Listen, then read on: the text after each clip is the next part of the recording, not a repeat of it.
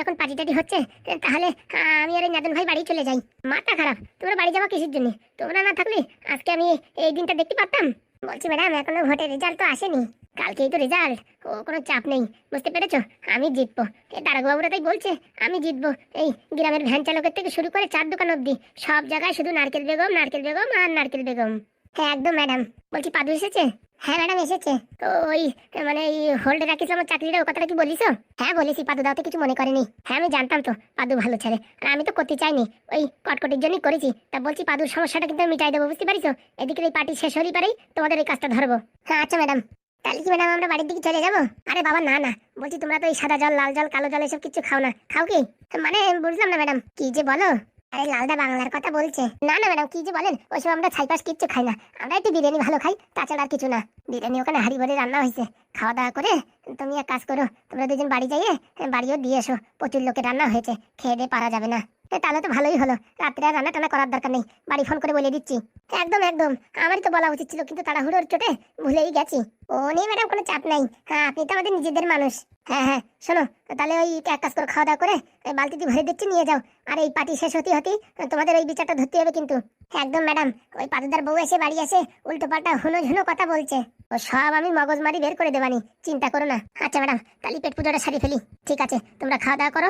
ও ঘরে আবার ওই বড়বাবু ছোটবাবু সবাই বসে আছে, তাদের সাথে একটু কথাবার্তা না বললি আর কিরকম ভাববেন যে নারকেল বেগম ম্যাডাম বসাই রেখে চলে গেল। চাপ নাই ম্যাডাম, চাপ নাই, আপনি ওইদিকে সামলান, এদিকে আমরা খেয়ে বাড়ি দিয়ে নিয়ে যাচ্ছি। আচ্ছা ঠিক আছে। কি হলো, কটকটি এখনো আসে নাকি? সে ছেলেকে ধরা খেয়ে গেল নাকি কে জানে? রাত পুরিয়ে সকাল হতে গেল, এখনো তার কোনো খবর নেই। বড্ডা হারামজাদা তার নাক ডাকে ঠ্যাং উপর মধ্যে সইছে, আর এদিকে টেনশনে খাতেও পারলো না রাত্রি, আর এখন ঘুমও আসছে না। কি হলো কে জানে? ছেলেটার কাছে ফোনও নেই যে ফোন করে শুনবো কি না কি অবস্থা। আবার ধরা খেয়ে গেলে আর এক জ্বালা, ধরা খেয়ে গেলে আমার নাম বলে দিলে আমার তো ভোটে যেতে তো দূরের কথা, এরকম বদনাম হবে, গ্রামে মুখ দেখানোর কোনো কায়দা থাকবে না। যতই যা হোক রিস্ক নিয়ে কাজটা করেছি, এখন কি হয় কে জানে। ম্যাডাম, আরে কটকটি এসছো তুমি? হ্যাঁ ম্যাডাম। কি মুখ কালো করে আছো কেন, কোনো অসুবিধা হয়েছে নাকি? আর কি বলবো ম্যাডাম, আরে যা হয়েছে হয়েছে, ওসব নিয়ে টেনশন করি না। আমার মনে মনে ভাবছিলাম তুমি যদি ধরা পড়ে যাও তাহলে বড় একটা সমস্যা হয়ে যাবে। ধরা তো পড়িনি ম্যাডাম, কিন্তু কি হবে কে জানে। মানে ভোটের বাক্স খুলে দেখি বেশিরভাগ ভোটই নারকেল বেগম পেয়েছে, কিন্তু সব সেই ব্যালট পেপারগুলো আমি নিয়ে আসছি। এখন একটা বাক্সে অনেক কাগজ কমে গেছে, তাই দেখে কারো সন্দেহ না হয় তাই ভাবছি। আরে বাবা, তুমি যা কাজ করেছো তারপরে সন্দেহ? কেউ সন্দেহ করতে পারবে?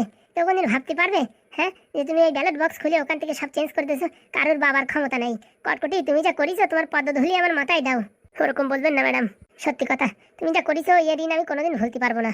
ম্যাডাম ঋণ ভোলার দরকার নেই, আপনারা যে দুটো কাজ দিছি সেই দুটো কাজ করলেই হবে। তুমি এখন খালি দেখো আমার পাওয়ার দেখবা, তার জন্য তো ম্যাডাম আমি এত কিছু করলাম, আমার জীবনকে বাজি রেখে সবকিছু করেছি। বলছি কি কেউ টের পায়নি তো? কাক প্রকৃতিও টের পায়নি। যাক, তাহলে আমি এখন একটু আনন্দ করতে পারি। আস্তে ম্যাডাম, এসব কথা সাবধানে বলবেন, দেয়ালেরও কান থাকে, কখন কে কোথা থেকে এই কথা শুনে আসবে, তখন আমার আর কি হবে? আমার নয় যাবজ্জীবন জেল হবে, কিন্তু আপনার অবস্থা কি হবে ভাবতে পারিছেন? তাই তো, আমি তো সেটা ভেবে দেখিনি। আজকের পর থেকে এই কথার আলোচনা করবেন না, তাই কি আপনার স্বামী হোক আর আপনার ছেলে হোক, যেই হোক, তার সামনে এসব কথা কোনোদিন আলোচনা করবেন না, মনে রাখেন। স্বামীর কথা কি বলবো, ছেলের কথা কি বলবো, সব হচ্ছে স্বার্থপর, স্বার্থ ছাড়া কেউ চলে না। কিন্তু এই পৃথিবীর বুকে তুমি যা কাজ করেছো নিঃস্বার্থভাবে, এরকম কাজ আমি আমার জন্মে তো দেখিনি কোনোদিন। এইরকম নিঃস্বার্থভাবে কটকটি তুমি যে কাজ করেছো, আমি সারা জীবন তোমার ঋণী। ওসব কথা ছেড়ে দিয়ে আপনি আমার ঠাকুমারে খোঁজার ব্যবস্থা করুন। শোনো, তোমার ঠাকুমার তো খোঁজার ব্যবস্থা কবে থেকে চলছে, কিন্তু আমার হাতে পাওয়ার না আসা অব্দি আমি তো ওই দারোগা বাবুরি বা অন্য কেউ চাপ দিতে পারছি না। আর এই ফুটোদেরও গ্রাম থেকে ছাড়াবো, আমার হাতে যতদিন পাওয়ার না আসবে ততদিন কি করে এই গ্রাম থেকে তাড়াবো বলো? এই তো কালকে তো রেজাল্ট বেরিয়ে যাবে, তখন তার কোনো সমস্যা থাকবে না। হ্যাঁ একদম। বলছি বাবা, তুমি খাওয়া দাওয়া তো কিচ্ছু করনি মনে হচ্ছে দেখে। খাওয়া দাওয়া করে নাও, আমিও কিচ্ছু খাইনি। এত সময় হয়ে গেছে ম্যাডাম, এখনো খাওয়া দাওয়া করেননি?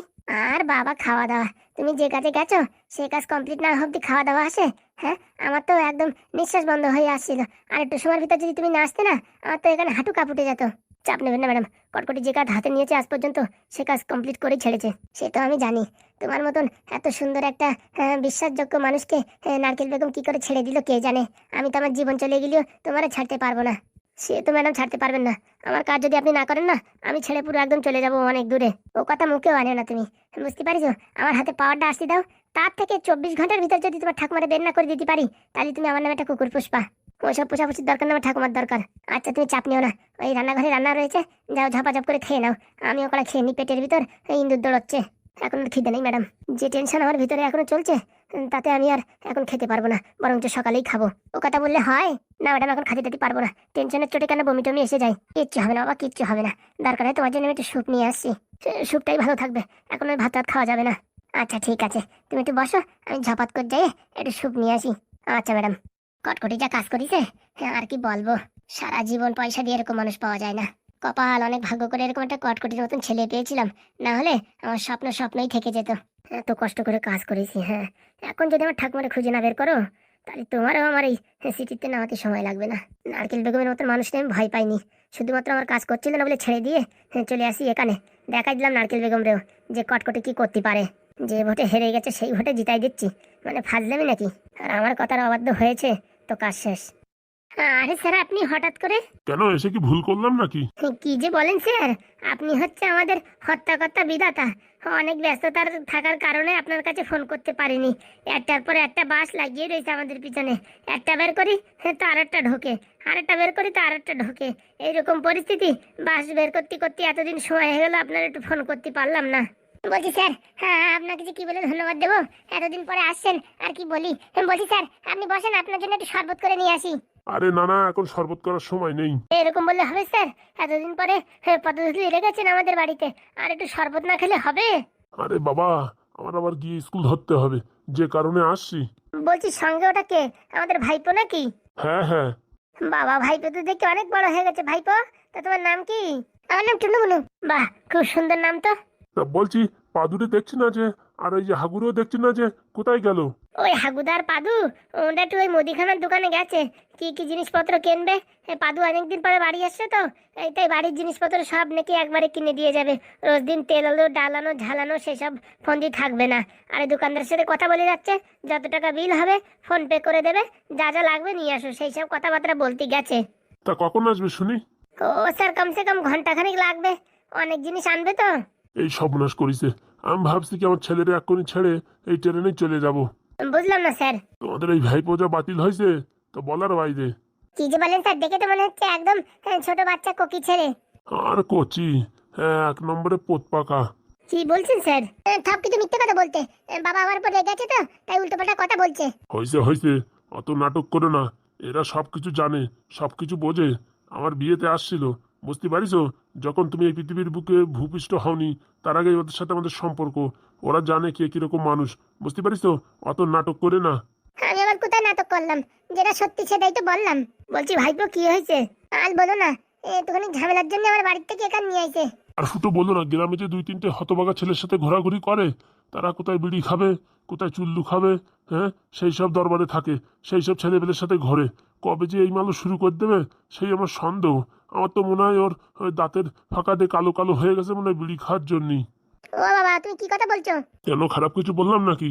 বলছি আমি আবার কবে বিলি খেলাম? হ্যাঁ, এখন তো তুমি কিচ্ছু জানো না। ধোয়া তুলসী পাতা ভাজা মাছটা উল্টায় খাবার, সেটাও জানো না। এমন কথা বলছো যেমন তোমার বোদের বাড়ি খাওয়ানোই হয়নি জন্মের পরে। কি কি বলছো বাবা তুমি? আমি আবার কবে বোধের বলি খেলাম? তোর সাথে কথা বলা খালি খালি। তা ফুটো, যে জন্য হচ্ছে আমার আশা, হাগু থাকলে একটু ভালো হতো। তা কখন আসে কে জানে। বলছি স্যার, আপনি টেনশন করবেন না, আমি এক্ষুনি ফোন করছি, ওই 5 থেকে 10 মিনিটের ভিতর চলে আসবে। সে কথা বললে তো হবে না। আজকে আমার বিকেলে একটা ক্লাস আছে, যাইয়ে কমসে কম ক্লাসটা নিতেই হবে, নয়তো হাজিরিটা হবে না। আর হাজিরি না হলেই কমসে কম 3 থেকে 4 হাজার টাকা লস। বাহ স্যার বাহ, খুব ভালো চাকরি আপনার। এরকম চাকরি যদি একটা পেতাম না, একদম চাঙের উপরে বসে থাকতাম। তোমাদের চাকরি ভালো। চাকরি আর কোথায়, খাচ্ছি দাচ্ছি আর ঘুরে বেড়াচ্ছি, আর পাদুর টাকা ধ্বংস করছি। বলছি, পাদুর চাকরি নাকি কি হয়েছিল মাঝখানে শুনলাম। আর বলবেন না স্যার, ও অনেক ট্র্যাজেডি হয়ে গেছে ওর জীবনের সাথে। বিয়ে করেছিল, সে বউ লাস্টিং করলো না, আর চাকরিটাও হোল্ডে ছিল, কিন্তু এখন যাই ঠিক আছে। হ্যাঁ, ঠিক থাকলে কোনো সমস্যা নাই। তা যে জন্য আর কি আইছি তোমাদের বাড়ি, আমার ছেলেটার একটু মানুষ করে দিতে হবে। ফুটো, না বলো না। কি বলছেন স্যার? আমরা তো কাকা কিচ্ছু পারি না, আপনার ছেলের কি করে মানুষ করব? সে আমি জানি না। ওই পাদুরি নাদনটা যেভাবে মানুষ করেছো সেইভাবে মানুষ করো। আমার ছেলের টাকা তো শোনে না। চান্স পালি পারে পকেট থেকে 500 টাকা 1000 টাকার নোট ঝেড়ে দিয়ে পুরো ধা হয়ে যায়। বলছি বাবা, ওইসব আগের কথা এখন বলছো কিসের জন্য? ওইসব ছেড়ে দাও না তো। কোনো ছাড়াছাড়ি নাই। সত্যিটা না জানলি পারে তারা কি করে তোকে মানুষ করবে শুনি, হ্যাঁ? তাই না ফুটো? বলছি স্যার, আমরা তো এখন এই আগের মতন নেই, এখন সাদা স্যাম্পল মানুষ হয়ে গেছি। অত শত শুনছি না। আমার ছেলের মানুষ করে দেবা, ও ওর ভিতরে একটা দুষ্ট আত্মা ঢুকিছে। কোথার থেকে কি চুরি করবে কি না করবে সেই সব হাবিজাবি কাজ করে। ওরে ওটা সাজতা করতেই হবে। মানে এখন থেকে যদি ওর হাতে পাতাপোক্ত হয়ে যায়, তখন বড় হয়ে আমার নাম তো ডুবোবে, আর আমার নামে সবাই থু থোগারি করবে। বলছি কি কাকা, বাবা কি বলছে সব সত্যি? না না কাকা, থাম মিথ্যে কথা। বাবা কোথাতে কি বলতেছে কে জানে। মন্দার কথা দেখেছিস কোনোদিন? ও বাবা, লোকের সামনে অপমান করছো আমায়। পকেট থেকে পয়সা নেওয়ার সময় মনে থাকে না? হ্যাঁ, যে বাবা যেখানে সেখানে আমার মান সম্মান পুরো খেয়ে নেবে। তারপরে তুমি কি খাতিরে তুমি, হ্যাঁ, এইসব পয়সা চুরি করে পিকনিক পার্টি করো? হ্যাঁ, পড়াশোনার নামে ঢং ঢং, আর বাপের পয়সা নিয়ে ধ্বংস করা, এসব হাবিজাবি কাজের মানে মাথায় থাকো তুমি, তাই না? ওরকম বলে না বাবা, প্লিজ বাবা, আমার বাড়ি নিয়ে চলো, আমি এখানে থাকতে পারবো না, এখানে বিশাল গরম। গরমে গরম হয়, ঠান্ডায় ঠান্ডা হয়।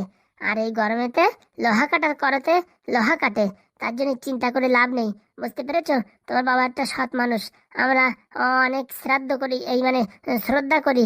অত শত বুঝি না বাপু, তোমার উপর দায়িত্ব, তুমি ছেলেরা মানুষ করে দেবা। বলছি আপনার ছেলে কি আমার কথা শুনবে? শোনাশুনি বুঝি না, এখান থেকে মানুষ করেই পাঠাবা। তোমাদের উপর একটাই মানে আমার দাবি অধিকার, বুঝতে পারিস? আচ্ছা স্যার, চেষ্টা করব। চেষ্টা না, তুমি ওরা একদম পাকাপুক্ত করে রান্না ফান্না সব দিক দিয়ে তারপরে তুমি বাড়ি পাঠাও, ঠিক আছে? আচ্ছা স্যার। তাহলে আমি এখন বাড়ির দিক চলি। কি যে বলছেন স্যার, হ্যাঁ আপনি চলে যাবেন আজকে বিকালে। পাদুর আর পাদুর বউর আর কি ডিভোর্সের কাগজপত্রে কথাবার্তা হবে, নারকেল বেগম ম্যাডামও আসবে। এই সময় আপনি চলে গেলি, এটা বাজে কথা না? হ্যাঁ, আজকের দিনটা থেকে কালকে বরঞ্চ রওনা দিয়েন। আরে বাবা, আমার স্কুল কলেজ আছে। আমি ভাবিছি এখান থেকে টুক করে ট্রেনটা ধরতে পারলি বিকেলে মোটামুটি যাইয়া সিগনেচারটা দিয়ে আজকের দিনটা লেখাই দিতাম। বলছি স্যার, এত পয়সা কি করবেন? একটা দিন না ছুটি নেবেন?